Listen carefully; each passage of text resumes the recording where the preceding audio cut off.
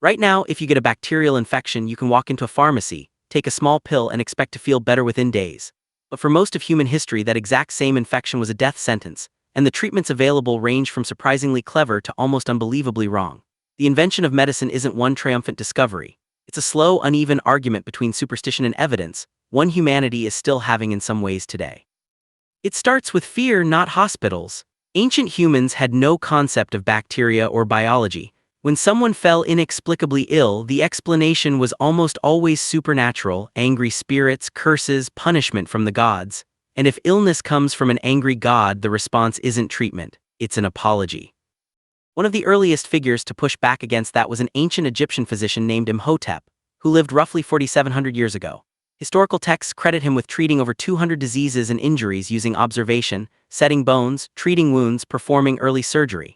He was eventually worshipped as a god of healing, a sign of just how radical it felt to treat illness through observation instead of ritual. The next major shift came from ancient Greece, through a physician named Hippocrates, often called the father of Western medicine. His real contribution wasn't a specific cure. It was a method carefully observing symptoms and tracking how disease actually progressed rather than guessing.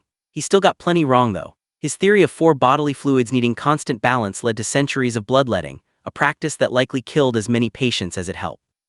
But the underlying method, observe carefully, document outcomes, remained sound even while the theory built on top of it was completely wrong. Progress crawled forward for centuries. Then in 1796, English physician Edward Jenner noticed something remarkable. Milkmaids who'd previously caught a mild disease called cowpox seemed naturally protected from smallpox, one of history's deadliest diseases. He tested the idea directly, exposing a boy to cowpox and later to smallpox itself. The boy stayed healthy. Jenner had discovered vaccination without understanding a single thing about viruses or immune cells. That one observation eventually led to smallpox's complete global eradication. Around the same era, a darker story was unfolding inside hospitals.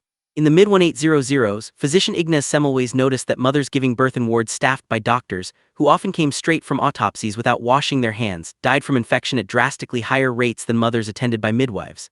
His solution seems obvious today: wash your hands. When he enforced it, mortality rates dropped by more than 90%.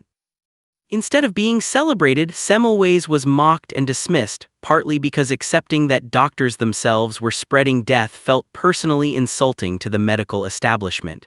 He died in an asylum, his discovery largely ignored. Correct information doesn't automatically win just because it's correct. Sometimes it takes decades and someone else's reputation to break through. That someone else was French chemist Louis Pasteur, whose research helped establish germ theory, the understanding that microscopic organisms, not imbalanced fluids or curses, cause many diseases. Pasteur's work finally gave Semmelweis's forgotten handwashing insight a scientific explanation the world was ready to accept. Sterilization and hygiene stopped being strange personal habits and became essential medical practice almost overnight. Notice the pattern connecting all of this. Medicine never advanced through one isolated genius solving everything at once. It advanced through small, testable observations, milkmaids who stayed healthy, mothers dying at different rates in different wards, that slowly accumulated into a completely different understanding of the human body, one built on evidence instead of assumption. You live inside the result of that slow accumulation right now. Antibiotics, vaccines, sterile surgery, all of it exists because people were willing to notice uncomfortable patterns and test them directly, even when it meant enduring ridicule long before anyone believed them. And the process still isn't finished. Medicine keeps correcting itself the same way Hippocrates' observation eventually corrected superstition, and the same way Semmelweis's ignored insight eventually reshaped hospitals forever.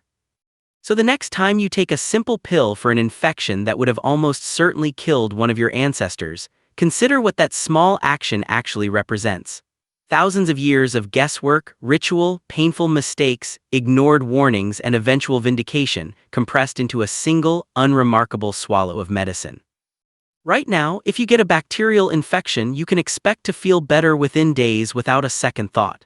Now you know that simple expectation carries the weight of an argument humanity has been having with itself for nearly 5,000 years, one that finally, slowly started listening to evidence instead of fear.